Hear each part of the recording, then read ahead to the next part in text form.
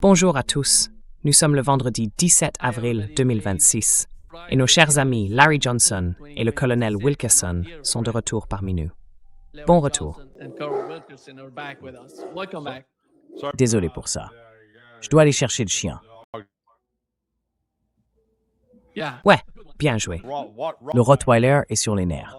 Ouais. Permettez-moi de commencer par les dernières nouvelles. Voici ce que le ministre iranien des Affaires étrangères a déclaré il y a quelques instants sur son compte X.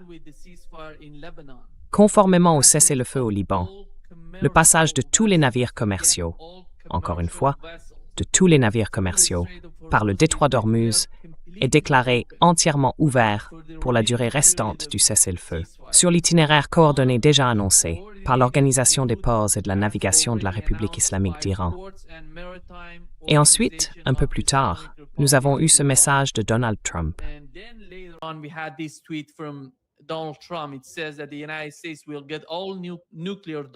Il est dit que les États-Unis récupéreront toute la poussière nucléaire créée par nos puissants bombardiers B-2.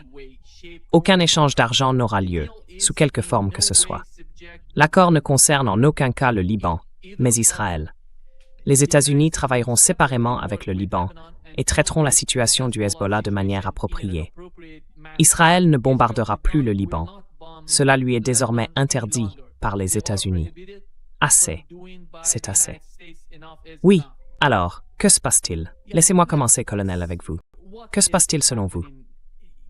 Let me start, Colonel, with you. What is happening in your opinion? I don't know. I really don't. Seriously, Je ne sais pas, I think vraiment pas, what we've got, sérieusement. Je pense que ce que nous avons, c'est ce que nous avons toujours eu, en fait depuis le 28 février, mais même avant cela, une campagne de propagande totalement confuse, dont Donald Trump est au centre. Qu'il les rédige personnellement ou non, c'est impossible à dire. J'en doute très sérieusement. Mais ils suivent un certain scénario, et l'un des objectifs de cette campagne de propagande est, je pense, de maintenir délibérément la confusion. Et prenons cet exemple précis. Il n'y a absolument aucune chance qu'Israël s'arrête au Liban. Aucune. Ils ont eu une énorme dispute hier soir en Israël. Une énorme dispute sur ce qu'ils allaient faire.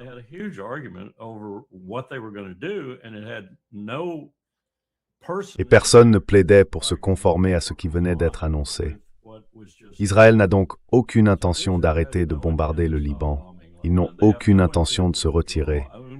Aoun est furieux qu'ils annoncent essentiellement qu'ils restent dans le sud, et je soupçonne qu'ils resteront probablement aussi au nord du fleuve Litanie.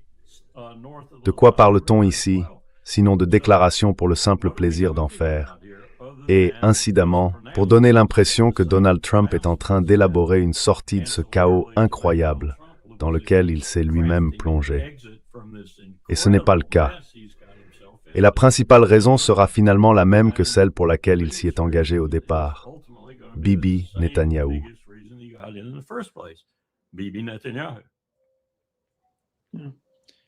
Larry, vas-y, ton avis.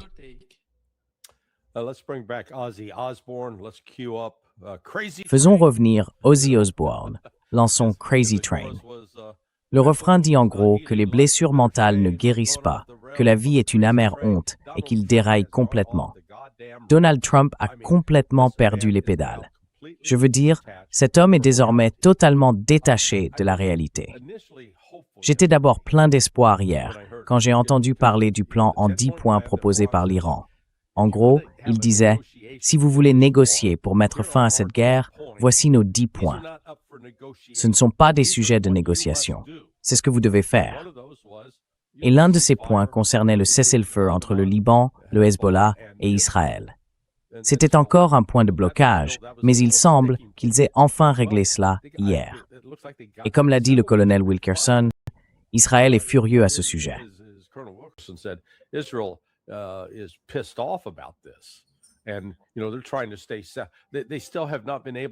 Et vous savez, ils essaient de rester en sécurité. Ils n'ont toujours pas réussi à prendre ce village Binjbeil. Ils se battent encore et encore, essayant d'en prendre le contrôle, mais sans succès. Alors je me suis dit, une bonne nouvelle. Puis j'ai regardé ce que faisait Scott Bessent. Imposer des sanctions. renforcer encore les sanctions contre l'Iran et la Chine. Et l'un des points clés de ce plan en 10 points était de lever toutes les sanctions.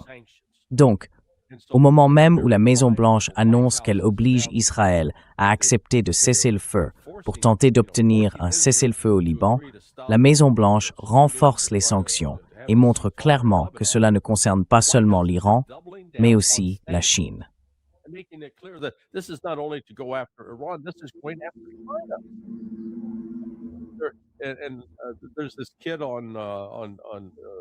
Et il y a ce jeune sur YouTube, Sean Fu, qui fait des analyses financières, et il a dit « Mais qu'est-ce que les États-Unis sont en train de faire ?»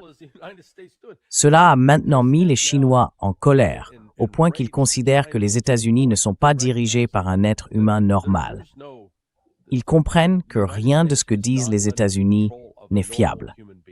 Il faut regarder ce qu'ils font, et ce qu'ils font, c'est essayer de sanctionner la Chine maintenant, en plus de sanctionner l'Iran.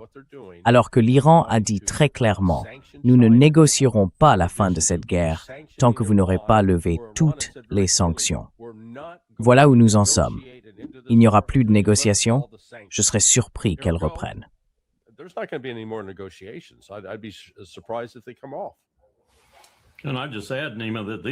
Et j'ajouterais simplement, Nima, que ce sont des sanctions contre la Chine qui s'ajoutent à celles que nous avons déjà imposées à la Chine. Oui, une des raisons pour lesquelles Xi Jinping a dit ce qu'il a dit, c'est qu'ils vont prendre le contrôle du système financier mondial. Et je n'ai aucun doute qu'ils y parviendront. Cela prendra du temps, mais cela arrivera.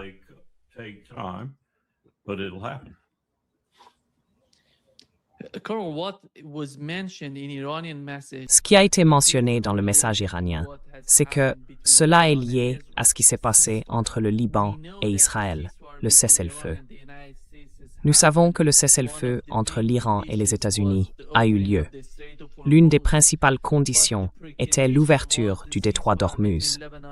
Mais la condition préalable était le cessez-le-feu entre le Liban et Israël, qui n'était pas encore en place à ce moment-là, il y a environ une semaine, presque 2 semaines. Et puis, vous voyez, dès que nous avons le cessez-le-feu entre le Liban et Israël, du moins d'après ce qui a été déclaré jusqu'à présent, nous savons qu'Israël va revenir au type de cessez-le-feu de 2024 que nous avons déjà connu, comme vous venez de le mentionner. Mais l'Iran, en ce moment, pourrait revenir en arrière et fermer le détroit d'Ormuz, car la situation entre le Liban et Israël est liée à ce qui se passe autour du détroit d'Ormuz. Ils l'ont déjà fait auparavant, ouvrir le détroit d'Ormuz. Comment voyez-vous cela?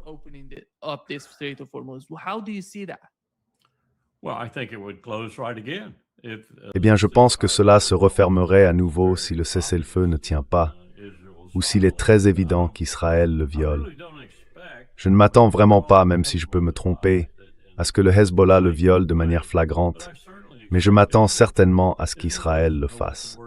Israël ne sait pas ce que signifie le mot « cessez-le-feu ». Donc je m'attendrai à ce que l'Iran réimpose une sorte de restriction sur le détroit d'Ormuz. Je ne suis pas sûr qu'ils aient réellement assoupli tout ce que Trump et son équipe semblent insinuer qu'ils ont assoupli. Je pense qu'il faut encore payer des frais assez élevés pour traverser le détroit, par exemple. Mais je ne pense pas que ce soit la fin des hostilités, loin de là. Je pense que c'est simplement une manœuvre que Donald Trump a peut-être accomplie délibérément pour pouvoir se dire qu'il a fait quelque chose, mais il est dans une situation délicate ici. Il est dans un sacré pétrin. Je veux dire, on peut vraiment voir quelques gouttes de sueur, je pense, sur le front de Donald Trump quand il apparaît. Il est clairement inquiet. Et je ne sais pas s'il est inquiet parce qu'il a peur de ce qui pourrait être utilisé contre lui dans les dossiers. C'est, je crois, de plus en plus ce qui, à mon avis, l'a poussé à se ranger aussi vigoureusement dans le camp de Netanyahou, ou bien à cause des conséquences de ce conflit, qu'il n'a, à mon sens, pas la capacité intellectuelle d'évaluer. Alors, qui fait ce travail pour lui, à part peut-être qu'un? Certainement pas Hegseth, qui, comme l'a dit Larry, est trop occupé à voler les répliques des films de Quentin Tarantino pour prier. Mon Dieu, pire que Ted Cruz, vous voyez. Je vais dans la Genèse pour mes conseils en matière de sécurité nationale. Eh bien, où allez-vous dans la Genèse? Eh bien, je ne sais pas exactement, mais j'y vais. Well, where do you go in Genesis? Well, I don't know exactly, but I go there. Yeah, that was unbelievable. Ouais, c'était incroyable. Je suis un grand fan de Tarantino, surtout de Pulp Fiction. Et c'est comme tu vois, si j'étais Princeton, je retirerais immédiatement le diplôme de Hegseth parce qu'il est une honte. Le revendiquer comme diplômé de Princeton, j'ai juste dit, mec, on produit des idiots. Je crois que Tarantino, c'est peut-être une rumeur, mais je crois que Tarantino a déclaré qu'il renonçait à son droit d'exister au sein de l'espèce humaine. Ouais. Yeah. Yeah. No, look, this. Oui. Écoutez, nous réagissons à ce que Donald Trump, sa vérité, soi-disant vérité, mais aussi à ce qu'Araqchi, le ministre des Affaires étrangères, a dit à propos de l'ouverture du détroit d'Ormuz. Encore une fois, c'est une riposte contre les États-Unis qui ont maintenant imposé ce blocus. Et vous savez, comme le colonel Wilkerson s'en souvient de ses jeunes années au Vietnam, il fallait détruire le village pour le sauver. Nous avons donc maintenant un corollaire. Il faut bloquer le détroit pour pouvoir l'ouvrir. Allez-y, quoi. Vous savez, quelle est la théorie derrière tout cela? Parce que tout le poids des conséquences de l'interruption des approvisionnements, de la chaîne logistique sortant du détroit d'Ormuz, nous en sommes maintenant au jour, voyons, 48-49. Nous sommes maintenant à saturation.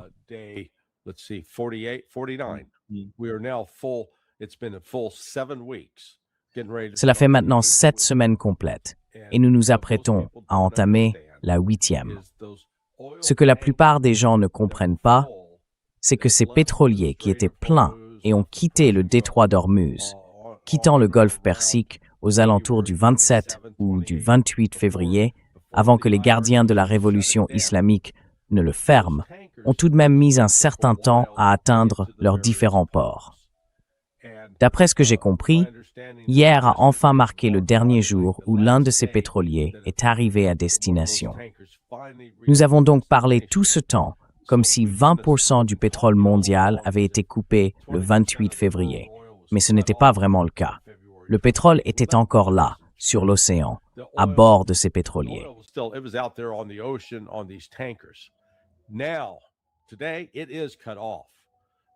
Aujourd'hui, c'est coupé. Le monde fait face, à partir d'aujourd'hui, à une pénurie de pétrole bien réelle de 20%. Et il y a ce décalage entre le marché à terme et ce que les gens paient réellement. À Singapour, il y a 2 jours, lorsque le pétrolier est arrivé, le prix du baril de pétrole n'était pas les $95 affichés pour le Brent sur le marché à terme. Non, c'était $210 le baril. D'accord? Donc on a cet écart incroyable, ce choc économique.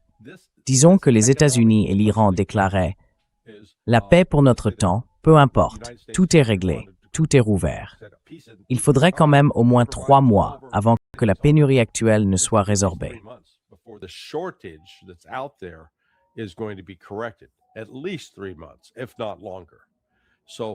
Au moins 3 mois, voire plus.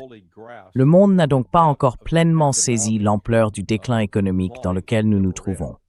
Et à cela s'ajoute cette décision de Besan. Franchement, c'est insensé de redoubler de sanctions contre l'Iran, de menacer les banques, de menacer la Chine, et de penser que les Chinois vont simplement rester les bras croisés en se disant « Oh, ces Américains fous, les voilà encore ». Non. Cela a accéléré la réaction de la Chine. La Chine a essentiellement dit « Laissez tomber, on va mettre en place notre propre système. Qu'ils aillent se faire voir, ces Américains. » Je veux dire, je pense qu'ils sont vraiment furieux.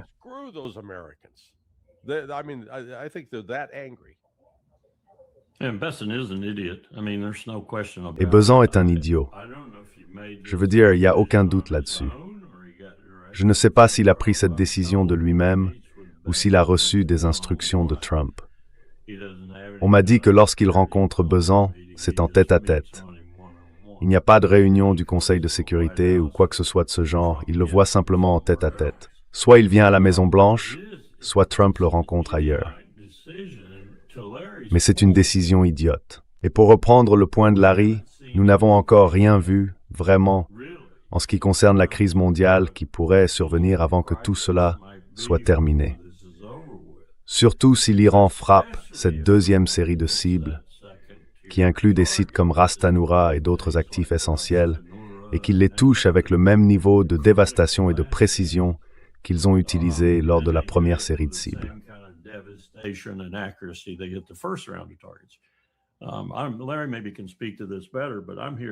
Larry pourra peut-être mieux en parler, mais j'entends de la part de la communauté du renseignement, ceux qui acceptent encore de me parler, qu'il y a une forte suspicion à la Maison-Blanche et au Pentagone, selon laquelle la Chine aurait désormais mis à la disposition de l'Iran l'un des meilleurs satellites au monde. Il rivalise avec tout ce que nous possédons, comme les systèmes que nous avons fournis à l'Ukraine, par exemple, afin qu'elle puisse frapper les installations nucléaires de la Russie et sa capacité de riposte nucléaire. Vous vous souvenez de cela? On me dit que la Chine accorde maintenant à l'Iran pratiquement carte blanche sur ce satellite, en termes de temps et d'utilisation. Cela signifie donc que le deuxième niveau sera encore plus dévastateur que le premier, s'il n'était pas déjà opérationnel pour le premier d'ailleurs. Je ne sais pas. Mais c'est une manœuvre incroyable de la part de la Chine à bien des égards si elle est exacte. Et je le soupçonne, car la Chine dit en substance « Oui, nous le faisons en pleine face. Et si vous continuez, nous irons plus loin. Et par Dieu, nous avons tout un arsenal prêt pour vous. »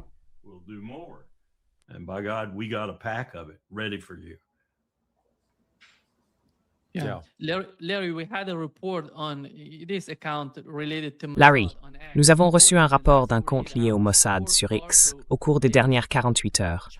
4 avions cargo chinois ont atterri en Iran. Et pour revenir au point que le colonel évoquait il y a quelques instants à propos de l'Iran, ils imposent désormais des péages.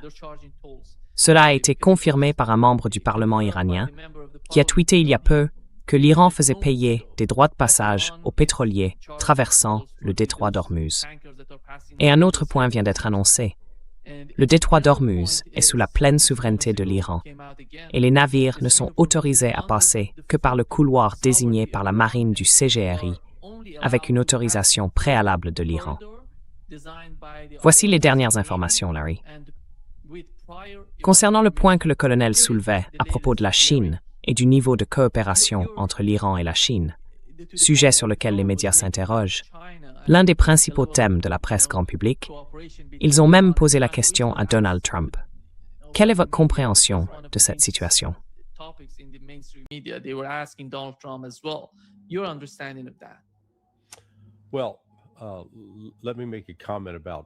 Eh bien, laissez-moi faire un commentaire à ce sujet.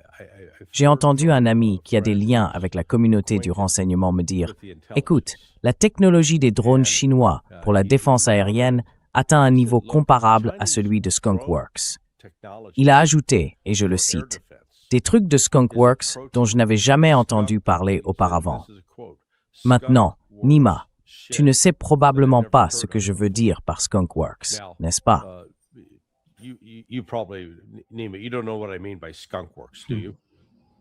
Non. D'accord. Lockheed. Il s'agit de Lockheed Martin. La CIA, à ses débuts, dans les années 1950, a mis en place un centre de recherche ultra secret, en coulisses, appelé le Skunk Works. Il était dirigé par un homme nommé Clarence Johnson, sans lien de parenté, mais connu sous le nom de Kelly Johnson. Ils ont produit le SR-71 Blackbird, l'avion espion U-2 et le Glomar Explorer, entre autres. C'était en somme de la technologie de pointe. Et je dirais simplement, en passant, que lorsque j'ai intégré le programme de formation des agents de carrière en septembre 1985, durant la deuxième semaine de nos séances d'information à la CIA, Kelly Johnson est venu parler à notre promotion. J'ai donc eu l'occasion de rencontrer cet homme. Ce que cela signifie, c'est qu'il existe une technologie avancée que les États-Unis ne connaissent pas. Une technologie que les Chinois ont introduite en Iran dans le domaine de la défense aérienne.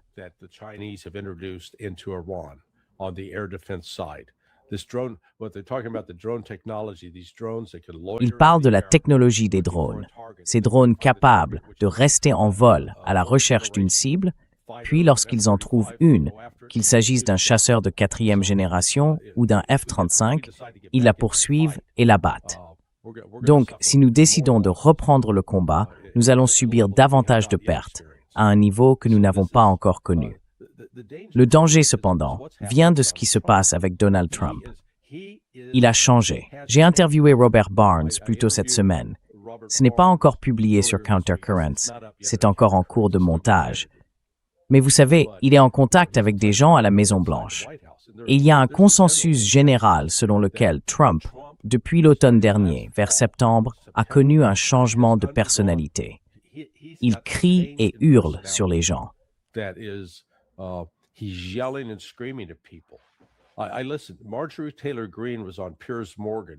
J'ai écouté Marjorie Taylor Greene était chez Piers Morgan ces derniers jours, et elle a raconté comment Trump l'avait appelée en hurlant. Elle a dit qu'il criait littéralement parce qu'elle refusait de retirer cette pétition de décharge visant à publier, à révéler les dossiers Epstein. Elle lui a répondu, « Monsieur le Président, c'est vous qui aviez dit que vous alliez tout révéler. Je ne fais que ce que vous aviez promis de faire. » Et il s'est mis à lui crier dessus, à l'insulter. Ensuite, il l'a attaquée sur son compte Truth Social et elle a commencé à recevoir des menaces de mort. Elle a dit « J'ai reçu des menaces de mort contre mon enfant. » Elle en a informé le FBI, Kash Patel et Susie Wiles, la chef de cabinet. Et elle a ajouté qu'elle en avait aussi parlé au président. Et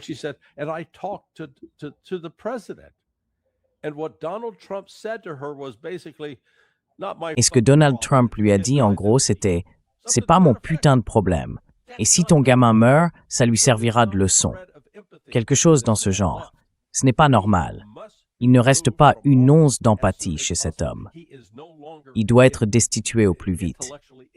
Il n'est plus intellectuellement lucide. Et je ne dis pas ça pour faire du drame. C'est la réalité. C'est là où nous en sommes. Et pourtant, le voilà, mec, le doigt près du bouton, prenant les décisions les plus erratiques, passant d'un extrême à l'autre. Tu vois, oui, il faut rouvrir le détroit d'Ormuz, c'est pour ça qu'on va le bloquer. Quoi? Et ensuite, il dit, oui, le sondage de CNN me donne 100% de soutien. Et 3 phrases plus tard, CNN, c'est des fake news. Tu vois, ce type est littéralement incapable de relier une idée à une autre.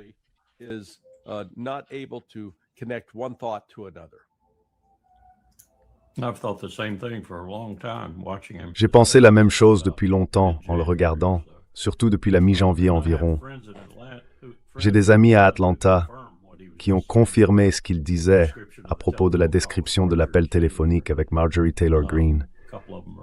Quelques-uns d'entre eux, je ne dirais pas qu'ils sont ses amis, mais ils font partie du cercle où elle parle et agit politiquement en Géorgie. Et l'autre chose que je dirais, Larry s'en souvient aussi, c'est que Skunk Works était surtout connu, à l'époque où j'en ai entendu parler de manière significative, pour le chasseur furtif F-117. Et waouh! Si ces drones possèdent une quelconque furtivité de 3e, 4e ou 5e génération, ce serait incroyable. Les remarques que ce type t'a faites m'y ont fait penser. Et s'ils avaient un drone essentiellement furtif?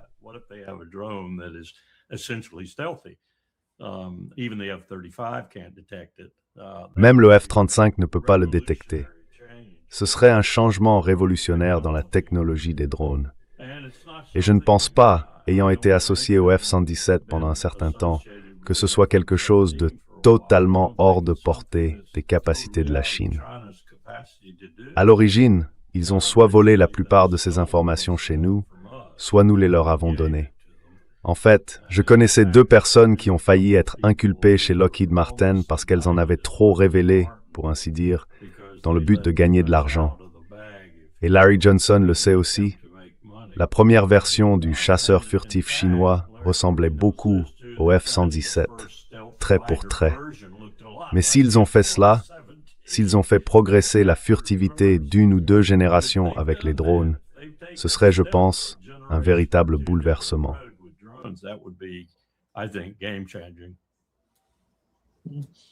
You know what? The other thing that has happened Tu sais, is l'autre chose qui s'est passée, c'est ce drone, il l'appelle le MQ-4C, qui a été touché par les Iraniens. Et quand on parle du coût de ce drone, c'est incroyable. Je n'aurais jamais cru qu'il puisse exister un drone plus cher que le F-35. Celui-ci coûte plus du double du F-35. Oui, qu'est-ce que c'était, Larry? Quelle est ta compréhension de tout ça? Yeah. What was that, Larry? What is your understanding of? Man, I presume Lockheed Martin got that contract as Mec, well. je suppose que Lockheed Martin a aussi obtenu ce contrat. Ouais, c'était génial pour les actionnaires au début. Je ne sais pas si ça a été abattu ou s'il est tombé. Il y a une différence. Si l'Iran a réussi d'une manière ou d'une autre à le pirater et à en prendre le contrôle, c'est une autre histoire. Ils ont fait la même chose avec ce drone qui est devenu le modèle du Shahid. À l'origine, c'était une conception de la CIA.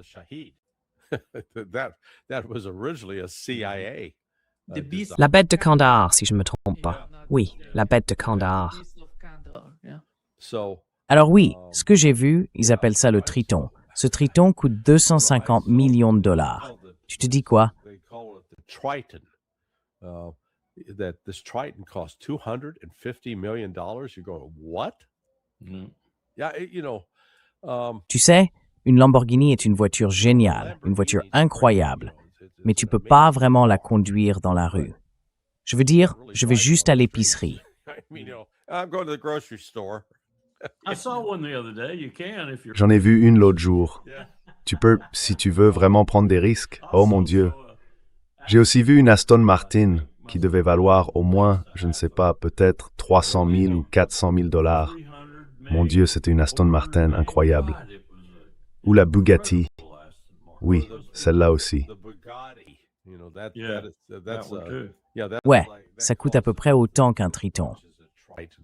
Mm. Yeah, no, this is And then I've had this discussion with my. J'ai eu cette discussion plusieurs fois avec mon fils. Il travaille dans les drones depuis 15 ans maintenant. Et mon petit-fils aussi est dans les drones. J'en ai beaucoup parlé avec des gens du Pentagone que je connaissais autrefois. La plupart ne sont plus là aujourd'hui. Mais pourquoi construisons-nous ces engins hors de prix, comme le Predator, le Reaper et celui-ci, alors que nous savons que, si nous entrons un jour dans un véritable conflit, ce seront les premières choses abattues. Ouais, Et la réponse est simple. Nous n'entrons pas dans de vrais conflits. Nous nous en prenons à ce qu'on appelait autrefois les pays du tiers-monde. Et ils n'ont pas la capacité de riposter. Eh bien, en Somalie, ils nous ont montré quelque chose d'un peu différent, et dans plusieurs autres endroits aussi, mais pas très souvent. Alors nous les laissons nous dépouiller, eux, c'est-à-dire Lockheed Martin, Grumman et d'autres entreprises de ce genre. Ils ont probablement aussi des contrats d'entretien exclusifs là-dessus. Et l'autre chose que nous avons maintenant, Nima, dont je crois t'avoir parlé, ce sont des contrats avec l'aéroport Charles de Gaulle, avec Heathrow, avec des aéroports du monde entier, où nous pouvons faire atterrir et décoller nos drones. Certains ont même un sous-contrat qui autorise la présence de munitions sur ces aéroports civils, la possibilité de les charger et de les décharger.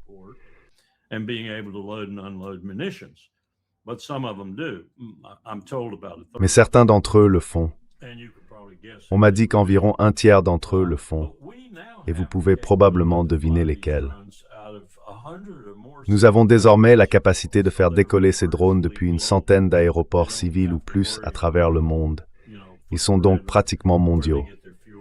Ils n'ont pas à se soucier de leur empreinte, ni de l'endroit où ils se ravitaillent, ou quoi que ce soit d'autre. C'est une réussite incroyable à bien des égards pour les opérateurs de drones. Mais il s'agit de ce type de drone.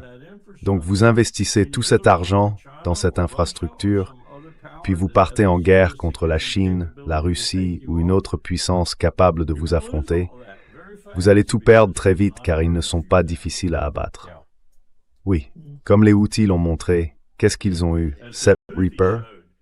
Oui, 7. yeah, seven, one a week. One a week. une par semaine. Une par semaine. Et quand on additionne, ça faisait 35 millions de dollars chacune. Alors réfléchissez à ceci. Sept Reaper équivalent à un Triton en termes de coût. Incroyable. L'argent gaspillon. You know, Larry, when it comes to the drones, Tu sais, Larry, en ce qui concerne les drones, même cette version Lucas du Shahed 135 ou 136, je ne me souviens plus exactement du numéro, ils ont copié le design du Shahed. Mais ce n'est pas aussi efficace que la version iranienne, et ils n'ont montré aucun avantage particulier dans cette guerre. Penses-tu que les États-Unis tirent des leçons de la manière dont les drones sont utilisés aujourd'hui, de la façon dont la nature de la guerre a changé? La guerre a changé, et les États-Unis continuent de se battre, comme pendant la Seconde Guerre mondiale. Ils veulent vaincre l'Iran, mais ça ne fonctionne plus comme ça. And they want to defeat Iran. That's not the case anymore. Eh bien, tout d'abord, permettez-moi de dire, pour mémoire, que je suis réticent à répondre à vos questions, parce que vous ne portez pas la chemise appropriée aujourd'hui. Mais je vais faire une exception, d'accord? Écoutez, les États-Unis ont 2 générations de retard sur la Russie, l'Iran et la Chine en matière de drones. Notre système d'acquisition est trop lent, trop lourd. Et une partie de ce qu'il freine, c'est que certains des composants essentiels nécessaires à la fabrication de ces drones viennent de Chine. Et nous faisons tout notre possible pour énerver les Chinois. Je veux dire, vous savez, ce serait difficile si vous alliez à Hollywood et que vous proposiez ça comme un scénario sur la manière dont les États-Unis se détruisent eux-mêmes. Il dirait, oh, allez, ce n'est pas crédible.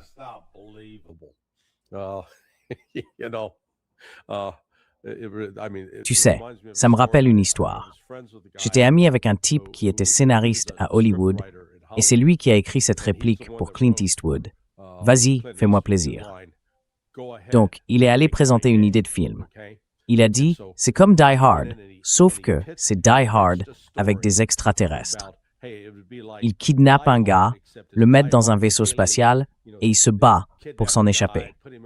Il présente ça à un producteur à Hollywood et le type lui répond « Désolé, je ne comprends pas. Ce n'est tout simplement pas crédible. » Le scénariste s'appelait Joe Stinson. Et Joe lui demande « Et toi, sur quoi tu travailles ?» Le gars répond « Oh, on a une super histoire. C'est à propos d'un tremblement de terre à Los Angeles et de la façon dont le monde. » Et Joe fait « D'accord, bien sûr. » Mais ce que je veux dire, c'est que le système est structuré de telle manière qu'il n'accepte pas facilement l'innovation. Il n'accepte pas la pensée hors des sentiers battus.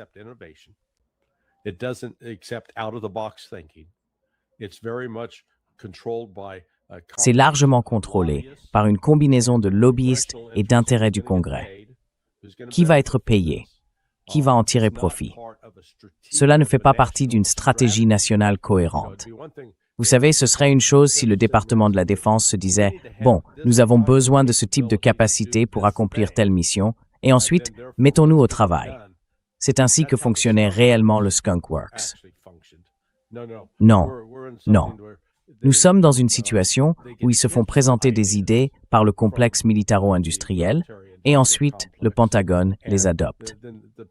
Et bien, comme par hasard, cela implique parfois des personnes qui prennent des décisions tout en préparant leur sinécure, leur prochain emploi. Ils approuvent un projet et, comme par hasard, ils se retrouvent au conseil d'administration de cette entreprise, rémunérés. Donc, vous voyez, il y a cette déconnexion avec la réalité. Nous avons opté pour des drones coûteux, puissants, musclés, si vous voulez. C'est comme les lutteurs de sumo. Tu sais, ils sont grands, massifs et gros.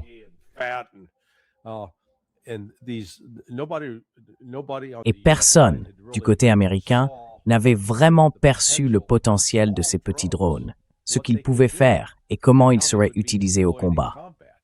Et encore une fois, on se rend compte à quel point les États-Unis sont à la traîne quand on regarde, par exemple, les Chinois célébrer le Nouvel An chinois. Ils offrent un spectacle incroyable. Au lieu de feux d'artifice, ils utilisent des drones pour créer des images tridimensionnelles, très complexes. On dirait des œuvres d'art dans le ciel, faites de drones. Et vous savez, ce n'est pas juste un gamin assis là, avec un joystick, n'est-ce pas? Pendant ce temps, aux États-Unis, nous ne pouvons pas faire cela. Nous n'avons pas encore cette capacité, et nous n'en avons pas fait une priorité. Et c'est pourquoi, comme je le dis, la réalité de la guerre actuelle, c'est la guerre par drone. Et les États-Unis ne sont même pas armés, ni équipés pour la mener autrement qu'en construisant un drone à 250 millions de dollars qui se fait abattre. Et je suppose qu'ils en ont, 11 autres dans le monde. Mais c'est tout.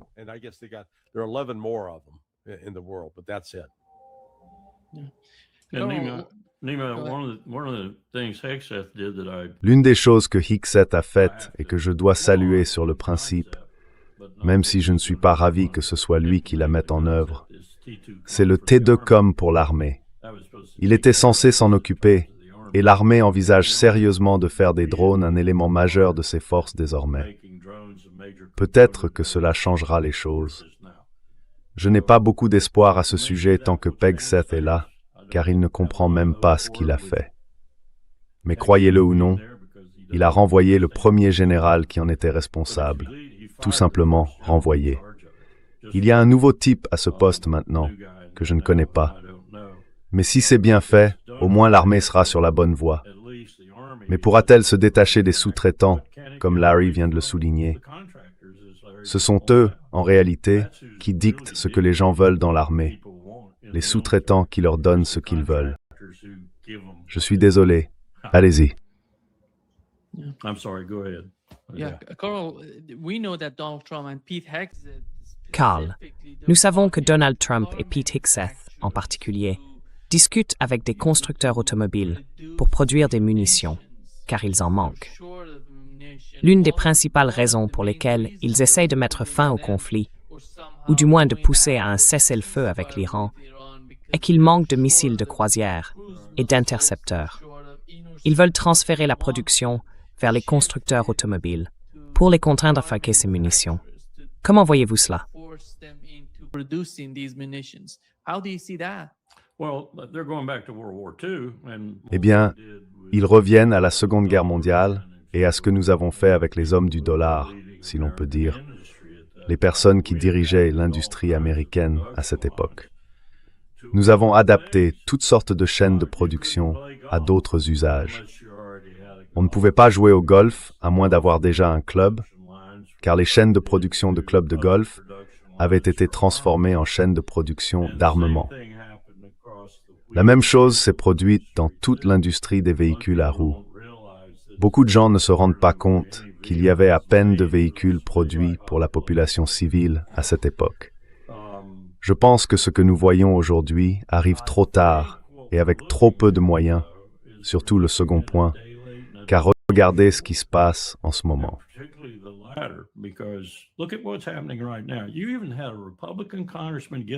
Il y a même eu un membre républicain du Congrès qui s'est levé au sein de la commission des services armés de la Chambre présidée par Rogers et qui a dit « Mais qu'est-ce qu'on est en train de faire? C'est plus d'argent que ce que nous avons dépensé au cours de n'importe quelle année de la Seconde Guerre mondiale. Qu'est-ce qu'on fait? C'est beaucoup trop d'argent. Vous pensez peut-être à 2000 milliards de dollars maintenant. En gros, c'est ce qu'ils demandent. Et si l'on additionne le budget de la sécurité nationale, pas seulement celui du département de la Défense, on arrive à environ 2,75 000 milliards de dollars. C'est autant que tout le reste. C'est plus que n'importe quel autre poste du budget fédéral discrétionnaire. Et cela égale désormais les paiements d'intérêts sur la dette, voire les dépasse. Alors, que reste-t-il? C'est exactement ce que disait ce républicain.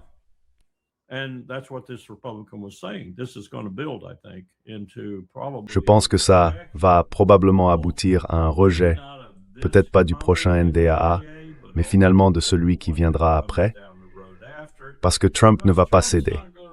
Ils vont en profiter autant qu'ils le peuvent. Et pourquoi ont-ils inclus cette énorme augmentation de salaire? Je crois que c'est la plus grande augmentation que l'armée ait jamais reçue. Ils l'ont mise là parce qu'ils essayent d'acheter l'armée. C'est ce qu'ils essaient de faire. Toutes ces choses ont des intentions néfastes qui y sont attachées. et ces intentions ne sont en rien bonnes pour le pays, sous quelque forme que ce soit. Sans parler du fait que nous sommes fauchés et que nous dépensons trop d'argent.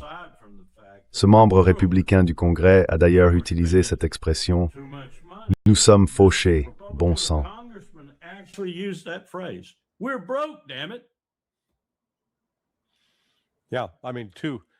Oui, je veux dire aussi. Trump n'est même pas en fonction depuis 1 an et 4 mois, peut-être 3 mois. Et il a déjà ajouté 2000 milliards de dollars à la dette. 2000 milliards de dollars. Et ce montant va s'accélérer, pas ralentir.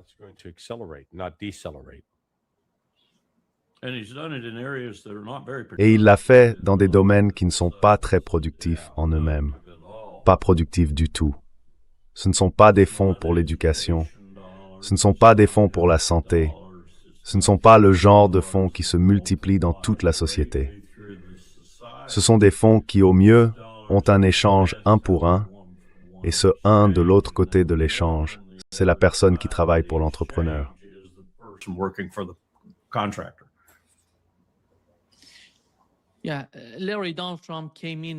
Oui, Larry. Donald Trump est arrivé avec une sorte de devise, selon laquelle il allait tout ramener aux États-Unis. Tu sais, il allait produire davantage, s'en prendre à la Chine, produire plus, même des véhicules électriques, et d'une certaine manière rivaliser avec la Chine. Mais tu vois, en ce moment, il oblige les constructeurs automobiles à produire des munitions, au lieu justement de rivaliser avec la Chine. Parce qu'il s'agit avant tout des politiques, de la stratégie des États-Unis. Tout est axé sur l'offensive, rien n'est vraiment défensif. Quand on passe à l'offensive, on ne dispose pas d'un grand avantage. Par exemple, la guerre contre l'Iran le montre bien. Quand on attaque, on expose la fragilité de ses positions, comme on l'a vu avec les bases américaines dans les pays du CCG. Et avec la Chine, ce serait la même chose, avec la Russie aussi. Ne penses-tu pas qu'il est temps pour les États-Unis de se recentrer sur leurs propres frontières et de réfléchir à ce que l'avenir pourrait être s'ils se concentraient vraiment sur l'économie américaine?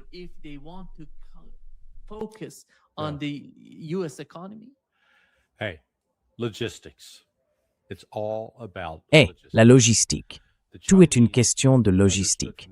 Les Chinois ont compris dès le départ que s'ils voulaient devenir une puissance industrielle, ils devaient sécuriser les chaînes d'approvisionnement, afin que, s'ils voulaient produire quelque chose, ils disposent des matières premières nécessaires pour le faire.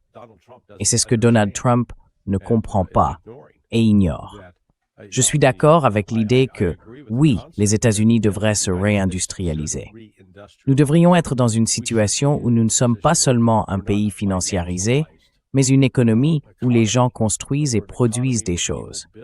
Vous savez, j'ai déjà dit dans un autre podcast que je compare et contraste la vie aux États-Unis lorsque j'ai obtenu mon diplôme de lycée en 1973. Et je regarde mes camarades de classe, mes amis.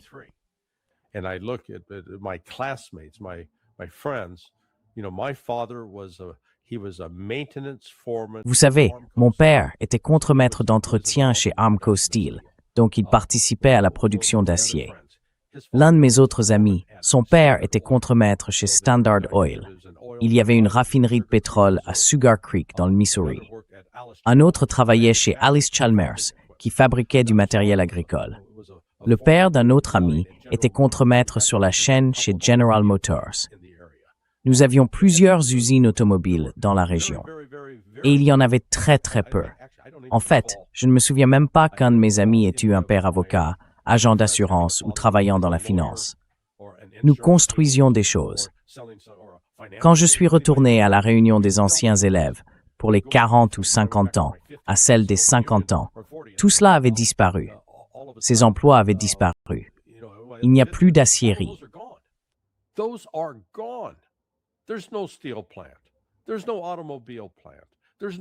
Il n'y a pas d'usine automobile. Il n'y a pas d'usine de matériel agricole. Alors, à quoi les jeunes qui sortent du lycée peuvent-ils aspirer? Tu veux agrandir la commande de ton burger? Les types d'emplois qui permettent réellement de développer des compétences et de montrer que les États-Unis peuvent produire des choses, ça c'est fini. Et on ne récupère pas ça. L'un des problèmes auxquels nous faisons face aujourd'hui, c'est que, en essayant de le récupérer, nous ne contrôlons pas les chaînes d'approvisionnement. La Chine les a verrouillées, et on le voit particulièrement avec les terres rares et la production d'aimants. Oui, tu veux faire des véhicules électriques? Parfait, tu vas avoir besoin d'aimants. Et qui contrôle ce marché? La Chine. Alors, quelle est notre stratégie? Voyons à quel point on peut énerver les Chinois. Stratégie brillante, vraiment brillante. Brilliant strategy, just brilliant. Colonel, permettez-moi de prendre un peu de recul et de comparer ce qui s'est passé jusqu'à présent avec la guerre en Iran. Quelle était la situation avant le début de cette guerre? Nous avions le cessez-le-feu entre le Liban et Israël en 2024, qui en réalité n'en était pas vraiment un. D'une manière ou d'une autre, vous savez, Israël les attaquait toujours. Pas un seul jour, Israël ne l'a respecté. Pas un seul jour. Oui, et en ce moment, à mon avis, avec ce nouveau cessez-le-feu, nous revenons au même point où nous en étions avant que cette guerre ne commence. Avant la guerre entre l'Iran et les États-Unis, comme dans le cas du Liban. Avec l'Iran, on peut voir ce qui s'est passé. Avant la guerre, l'Iran n'intervenait pas dans le détroit d'Ormuz. L'Iran ne le voulait pas, il n'y faisait rien. L'Iran n'avait pas encore autant d'influence. Mais dans le détroit d'Ormuz aujourd'hui, ils ont le contrôle. Comme l'a rapporté Reuters, les raffineries de pétrole indiennes payent le pétrole iranien en yuan chinois.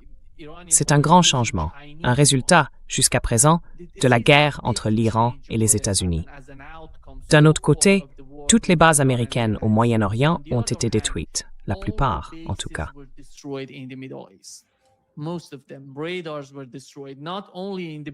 Des radars ont été détruits, non seulement au Moyen-Orient, non seulement dans les pays du CCG, mais aussi en Israël. Et Israël est d'une certaine manière exposé en ce moment. Donald Trump essaye donc de présenter quelque chose comme une grande victoire personnelle, alors que c'est tout le contraire. C'est terminé. Même avec la réouverture du détroit d'Ormuz, nous en parlions, beaucoup affirment que pendant ces 2 semaines de cessez-le-feu, les États-Unis ont envoyé plus de 75 vols logistiques dans la région, transportant du matériel et des armes, se préparant à quelque chose, du moins d'après ce que nous avons vu. Plus de 10 000 soldats ont été envoyés dans la région. La balle est donc dans le camp de Trump maintenant. S'il déclenche la guerre, il en subira les conséquences sur le plan de l'économie mondiale, car l'Iran a rouvert le détroit d'Ormuz. Relance la guerre. Oui, ça relance la guerre. Ça relance la guerre. Exactement. Exactement. Voilà la situation. C'est fini pour Donald Trump, n'est-ce pas? Bon exposé, Nima. Continue comme ça. Laisse-moi te dire quelque chose. Je crois que nous avons... Qu'est-ce que Yamamoto a dit déjà? Je crois que nous avons attaqué. Le géant endormi s'est réveillé. Il a réveillé le géant endormi et l'a empli d'une résolution empreinte de crainte. Et cela devait être perçu à l'avance, bien à l'avance. En janvier, le 26 janvier, si je me souviens bien, dans une synagogue de New York, le Temple Emmanuel à Great Neck, j'ai donné une conférence qu'il m'avait demandé de faire, et je l'ai intitulée « Un nouveau monde du matin, chaos ou copropriété ». Nous avons opté pour le chaos, et c'est notre stratégie. Notre stratégie pour affronter ce déplacement colossal du pouvoir de l'Ouest vers l'Est n'a pas été de l'accommoder, comme l'a fait mon président, mal conseillé, bien que la nation l'ait été aussi. George W. Bush, qui comprenait la Chine et ce qu'elle représentait, non pas sur le plan intellectuel, mais sur le plan économique. Il comprenait ce que cela signifiait en termes d'accommodement ou de défi, et il a choisi l'accommodement. Raison pour laquelle il a laissé Cheney et Rumsfeld tourner en rond et a confié cette responsabilité à Powell.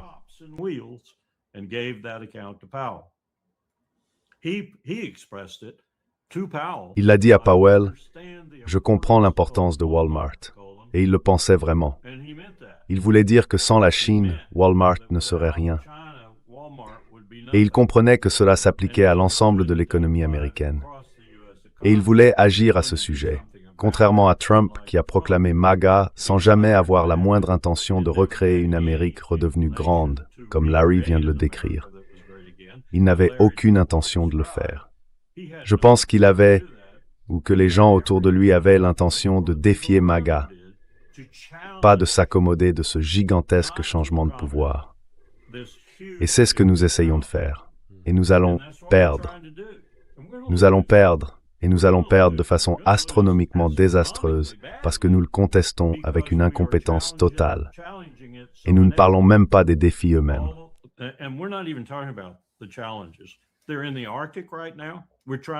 Ils sont actuellement dans l'Arctique. Nous essayons de provoquer une guerre avec la Russie, essentiellement dans l'Arctique, parce que cela permet à la Chine d'accéder à cette longue côte que possède la Russie. Ils vont établir un condominium dans le Nouvel Arctique. Nous en avons un dans la Baltique, un à Kaliningrad, un en Ukraine, très visible, et un dans le Caucase. Et maintenant, nous sommes en Asie du Sud-Ouest. Nous affrontons la Chine sur tous ses fronts.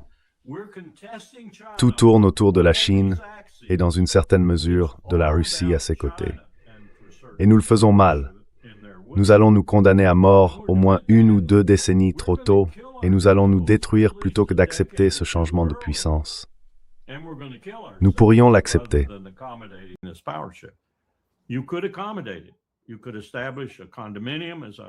Vous pourriez établir un condominium, comme je le suggérais, fondé sur la coopération, une coopération stratégique, économique et autres.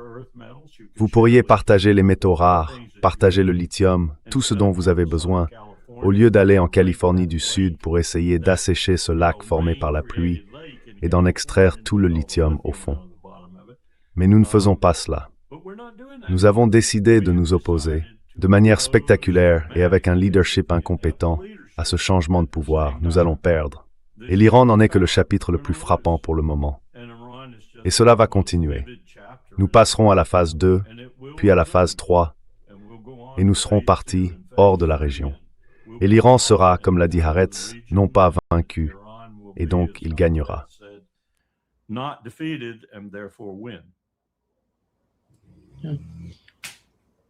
Larry, allons-nous vers une escalade?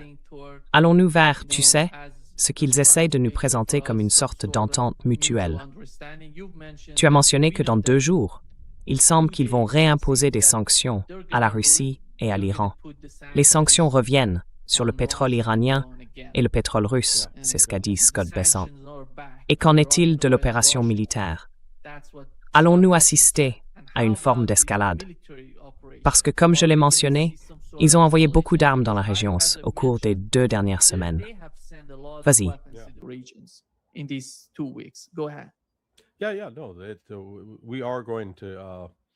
Oui.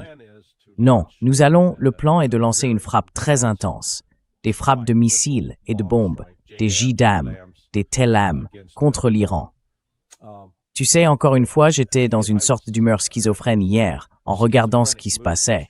Parce que lorsqu'ils ont annoncé le cessez-le-feu entre le Liban et Israël, il dure 10 jours, donc jusqu'au 26 avril, et qu'ils ont ensuite confirmé dans la journée qu'il s'appliquait au Hezbollah. Donc d'un côté, on a l'administration Trump qui cherche à arrêter les combats, ce qui est bien, je lui en donne tout le crédit.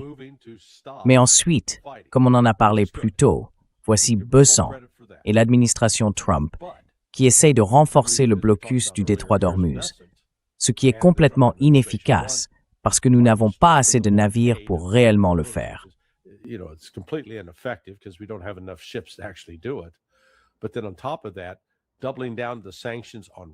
Mais ensuite, par-dessus tout, le renforcement des sanctions. Sanctions contre la Russie, l'Iran et la Chine, ce sont des gestes de confrontation. Faire cela ne vous donne absolument pas plus de levier sur ces pays. Il faut donc voir la situation comme une voiture. Appuyez-vous sur l'accélérateur, sur le frein, ou mettez-vous la marche arrière. Ce que nous observons, en ce qui concerne le flux de personnel et de fournitures vers les forces militaires américaines dans la région, c'est qu'ils appuient sur l'accélérateur. Cela dit, il reste encore des problèmes importants du côté américain. Je ne sais pas si vous avez vu les images qui circulent. Il y a des marines mécontents à bord du Boxer ou du Tripoli, l'un de ces LHD ou LHA. One of those LHDs or LHAs, those like miniature aircraft carriers. Ce sont comme des porte-avions miniatures. On leur donne, eh bien, disons-le ainsi, la nourriture d'une cafétéria de lycée est meilleure que ce qu'ils reçoivent. Même la nourriture en prison est meilleure que ce qu'ils reçoivent. Et en plus, c'est en quantité limitée. Donc, vous voyez, on a une bande de marines affamés. Ces gars ont 18, 19, 20, 21 ans. Ce sont de jeunes hommes affamés qui ne sont pas nourris correctement. Ils ont tendance à devenir un peu grognons. Donc je m'attends tout à fait à ce que d'ici la semaine prochaine, nous soyons de nouveau engagés dans une véritable guerre chaude avec l'Iran. Mon Dieu, j'espère me tromper. Mais je ne vois pas, à moins que l'administration Trump ne revienne sur ces sanctions et ne dise « D'accord, désolé, nous n'avons pas réfléchi clairement, il faut arrêter ça. » C'est inévitable. Nous allons repartir en guerre.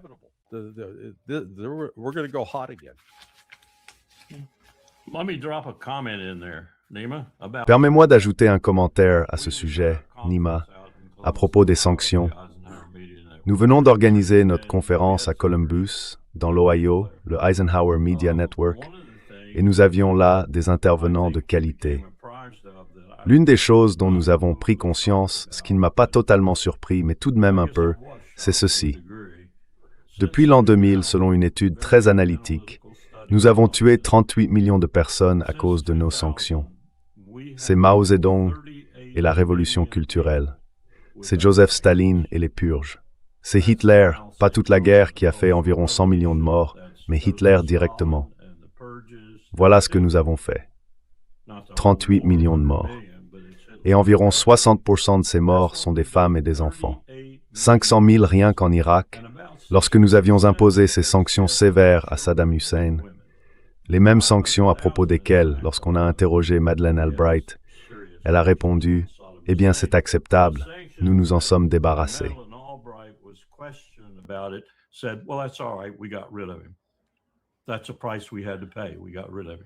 C'est un prix que nous avons dû payer. Nous nous sommes débarrassés de lui. 38 millions de personnes. Nous avons plus de 2 milliards de personnes sous ces sanctions. Est-il étonnant que Xi Jinping ait finalement fait ce qu'il a fait et déclaré « Nous allons remplacer le système financier américain par le système chinois, et vous êtes tous les bienvenus pour nous rejoindre, car nous mettrons l'accent sur le développement, pas sur la punition. » Voilà donc la chose sérieuse que Scott Bessent vient de souligner pour les 2 tiers du monde, qui nous détestent littéralement pour ce que nous faisons avec ces mesures. C'est une arme que nous n'aurions jamais dû commencer à utiliser. C'est en réalité un crime international. Or, la loi est un peu particulière ici. Elle dit que si vous imposez un blocus à Cuba pendant 50 ans et que Cuba n'a pas la capacité de vous répondre militairement de manière efficace, on n'y prête pas beaucoup d'attention.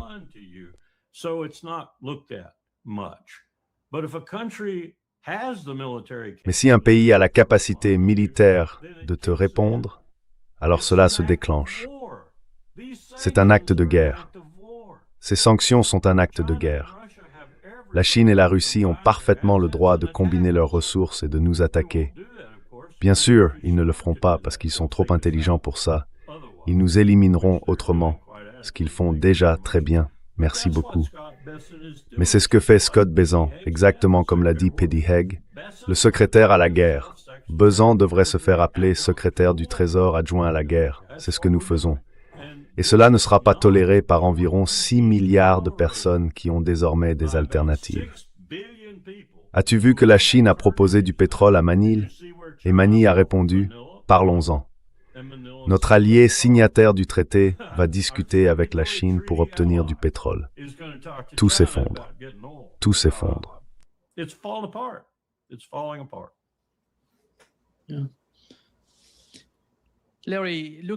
Larry, en regardant les médias israéliens, ils disent qu'hier c'était Gaza, aujourd'hui c'est l'Iran et le Liban, et demain ce sera la Turquie. Oui, désolé. Je m'excuse. Ouais, Voici ce que Tumbak dit à Diapods. about Turkey. Where does it go? How does it go? Où cela mène-t-il? Comment cela se passe-t-il? Ainsi, Israël s'est aligné avec la Turquie, comme Israël s'est aligné avec Abu Dhabi, comme l'Arabie saoudite pourrait s'aligner avec Israël.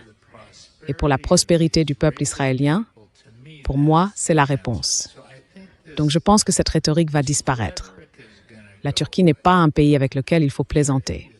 It's not a country to be messed with. The guy has some sort of fantasy, in my opinion. À mon avis, ce type se fait une sorte de fantasme quand il s'agit d'Israël. Personne en Israël ne se soucie de ce dont parle Tom Barak, ni de ce dont parlent les gens aux États-Unis. Ils ont leur propre agenda et ne vont pas se laisser influencer par les États-Unis ou par qui que ce soit d'autre. C'est la réalité des décideurs politiques en Israël. Penses-tu que l'administration Trump soit capable de les forcer à faire quelque chose?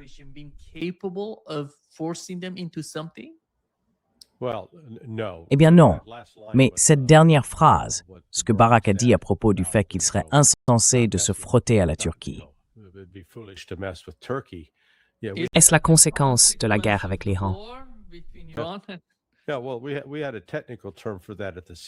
ouais, eh bien à la CIA, on avait un terme technique pour ça. On appelait ça une analyse sans déconner. Merci, capitaine Évidence. Mais cela te donne un aperçu de la mentalité sioniste, à quel point ils sont déconnectés de la réalité. Ils ont révélé ce qu'ils recherchent vraiment. Ils doivent détruire l'Iran et ensuite ils doivent détruire la Turquie. Et ce n'est pas une simple conversation en l'air. Tu sais, j'ai un peu pris du recul sur les années 1980, parce que tout ce que nous vivons et affrontons aujourd'hui, les graines de tout cela ont vraiment été semées dans les années 1980, en même temps que les contradictions de la politique américaine et de la politique israélienne de l'époque.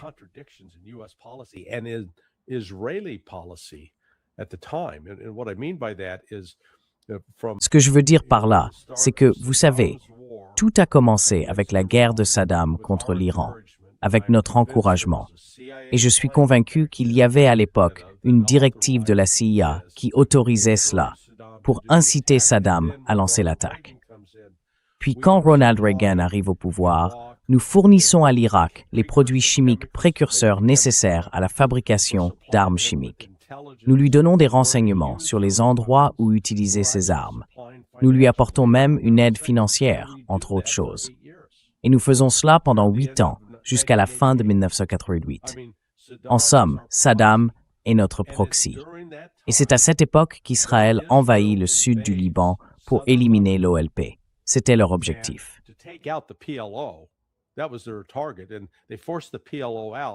Et ils ont forcé l'OLP à partir. Au début, certains villageois chiites ont même célébré le fait que les Israéliens se débarrassaient de l'OLP, car celle-ci avait traité les chiites de manière assez déplorable. Mais ensuite, tout à coup, les chiites ont changé d'attitude.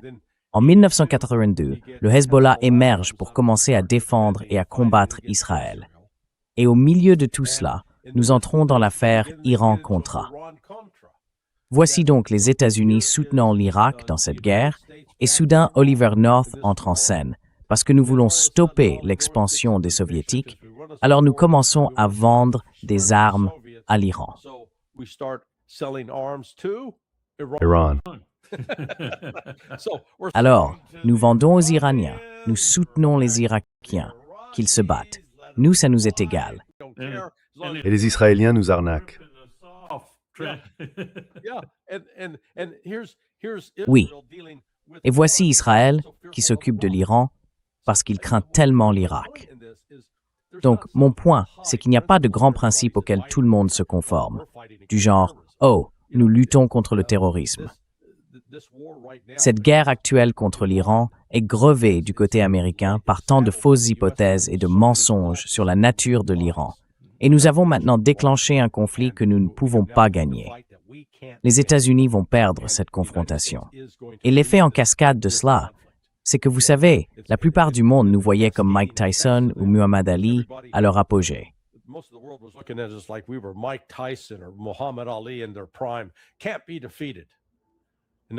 On ne peut pas être vaincu. Et maintenant, tout à coup, on se fait mettre à terre. Et ils se disent, « Wow, attendez une seconde. J'ai mis ma confiance en cette personne, en ce pays, pour nous garder en sécurité. Et la seule chose qu'ils savent faire, c'est nous menacer. » C'est le moment du magicien d'Oz. Vous savez, cette scène à la fin du film où Toto, le chien, tire le rideau et qu'au lieu du grand et puissant Oz, il y a ce petit vieux, un prédicateur itinérant qui fait tourner la machine derrière le rideau. Et là, on comprend que c'est un imposteur.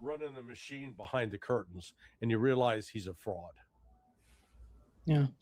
Let me just read the breaking news right now. Laissez-moi simplement lire les dernières nouvelles de Reuters.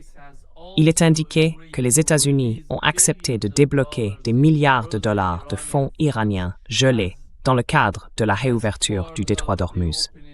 Et c'est une autre dimension de ce qui s'est passé jusqu'à présent. Voyons ce qui va se passer ensuite. Donc, je veux dire encore une fois, regardez le chaos ici. Ils débloquent des fonds. Mais ils imposent des sanctions. Je veux dire, qu'est-ce qui se passe ici? La main gauche, sait-elle ce que fait la main droite?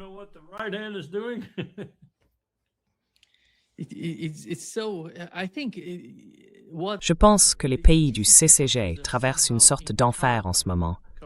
Ils ressentent simplement la chaleur de ce qui se passe. Quelle est votre compréhension des pays du CCG alors que nous parlons de ce chaos entre l'Iran et les États-Unis?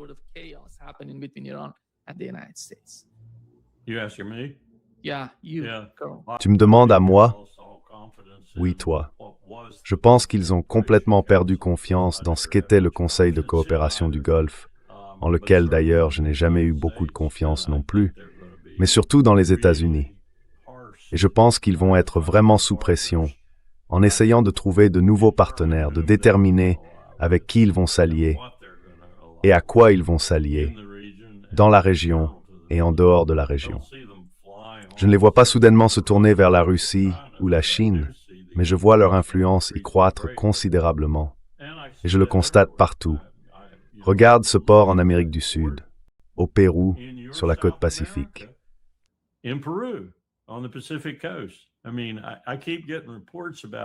Je reçois sans cesse des rapports sur à quel point c'est impressionnant, aussi bien de la part de nos propres diplomates sur place que de personnes que je connais à Lima et ailleurs. L'un d'eux a dit en espagnol que c'est probablement le meilleur port jamais construit au monde. Et je ne doute pas une seconde que l'Amérique du Sud préfère traiter avec la Chine, du moins avec la manière dont la Chine agit actuellement, plutôt qu'avec les États-Unis. C'est probablement d'un tout autre niveau. Donc nous perdons partout dans le monde, et nous nous agitons comme si nous ne savions pas quoi faire. Nous ne rendons pas l'Amérique à nouveau grande. Ouais.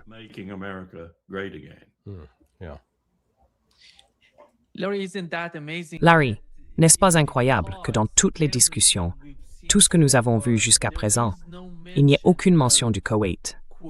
C'est comme si le Koweït disparaissait peu à peu des pays du CCG.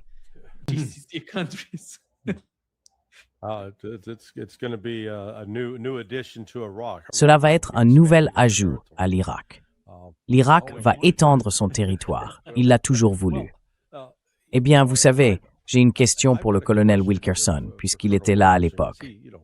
Quand on se rend compte que nous soutenions pleinement l'Irak dans cette guerre contre l'Iran jusqu'en 1988, puis que Saddam va voir April Gillespie et dit « Vous savez, ces maudits Koweïtiens volent notre pétrole et nous allons agir contre eux. » Et qu'ensuite, tout à coup, les États-Unis passent d'un usage de l'Irak comme proxy, en le soutenant, à le déclarer soudainement ennemi.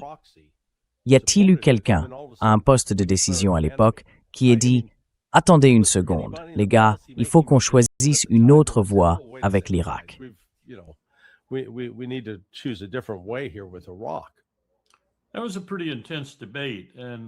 C'était un débat plutôt intense. Et il faut reconnaître à George H.W. Bush ce qui lui revient.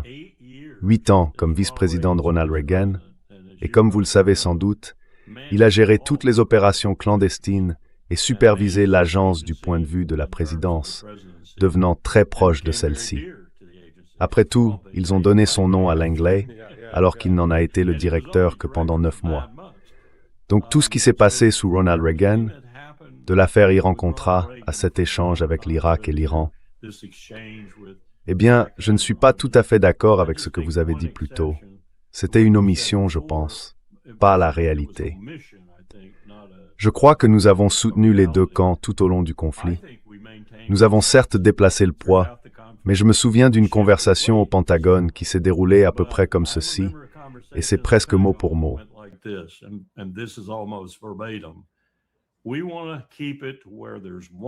Nous voulions qu'il y ait un Arabe d'un côté du Golfe et un Perse de l'autre.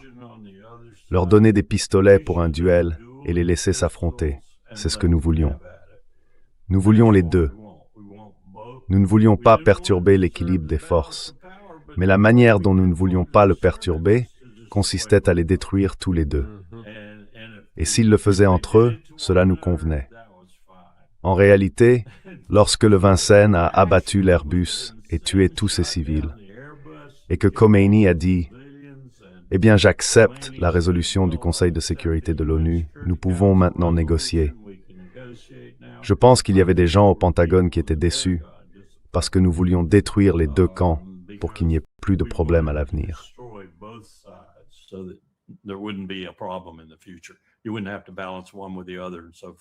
Vous n'auriez pas eu à équilibrer l'un avec l'autre, et ainsi de suite.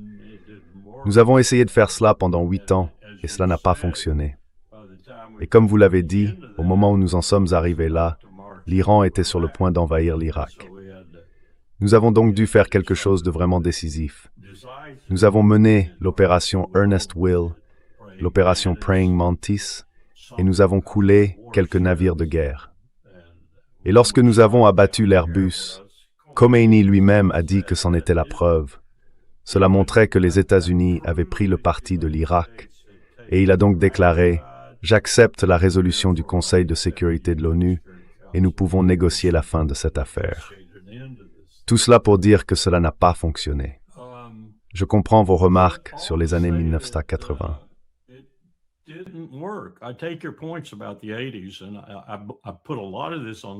Et je mets une grande partie de tout cela sur Zbigniew Brzezinski, une sacrée grande partie sur lui. Certaines des choses qu'il a faites et qu'il a poussé Carter à faire en particulier. Mais je pense que c'est aussi là que tout a commencé. Et je crois que nous arrivons maintenant au terme d'une politique étrangère très, très, très mauvaise, dont je dois admettre que je ne saisis pas entièrement tous les détails. Je me souviens que Powell est revenu en disant « Nous allons imposer des sanctions ». C'était après la première réunion du Conseil de sécurité nationale.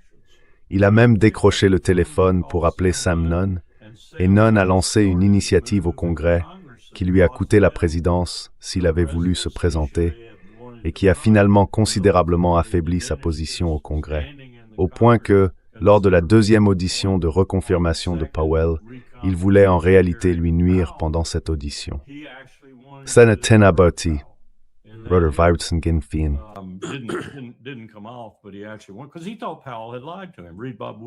Parce qu'il pensait que Powell lui avait menti. Lis le livre de Bob Woodward, The Commanders. Il y a beaucoup de mensonges là-dedans aussi, mais Bob, lui, ne ment pas. Il rapporte ce que les gens disent réellement et les gens lui mentent souvent. Donc les mensonges se retrouvent dans le livre. Ce que tu vois là, c'est Powell qui pense que Scowcroft, Bush et toute la bande avaient décidé que des sanctions allaient être imposées à l'Irak, mais qu'il n'y aurait pas de guerre. Et puis, tout à coup, nous sommes dans son bureau. Je crois qu'Al Gray, le commandant du corps des marines, était là, ou peut-être un autre chef d'état-major, et soudain Powell dit « Monte le son, c'est la télécommande ». Et voilà Bush qui déclare « Cette invasion ne saurait être tolérée ». Powell regarde tout le monde et dit « Je crois que je viens de recevoir de nouveaux ordres ».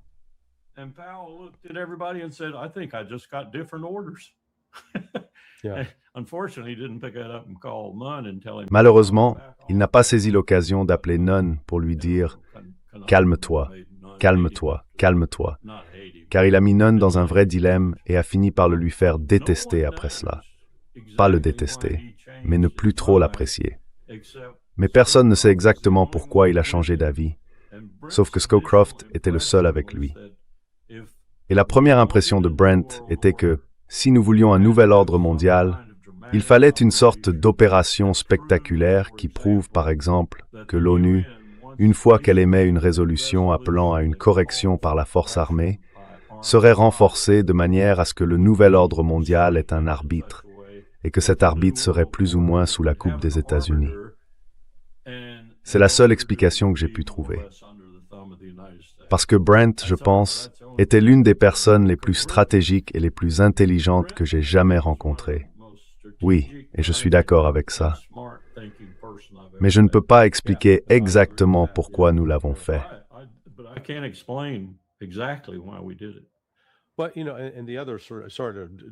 Mais, vous savez, pour m'éloigner un peu du sujet, ce qui me choque vraiment quand j'y repense, c'est qu'en 2003, alors que nous nous préparions à envahir l'Irak à cause de ces soi-disant armes de destruction massive, pas une seule personne au courant n'a pu se manifester pour dire « Attendez une seconde, ces armes de destruction massive, ces armes chimiques que nous cherchons, c'est nous, bon sang, qui les leur avons données.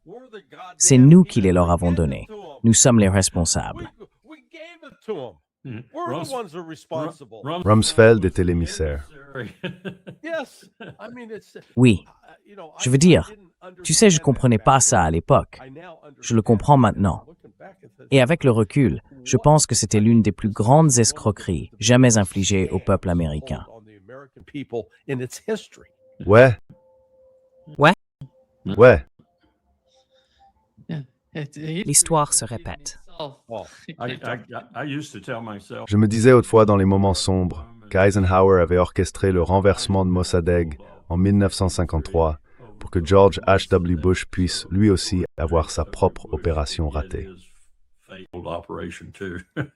Ouais.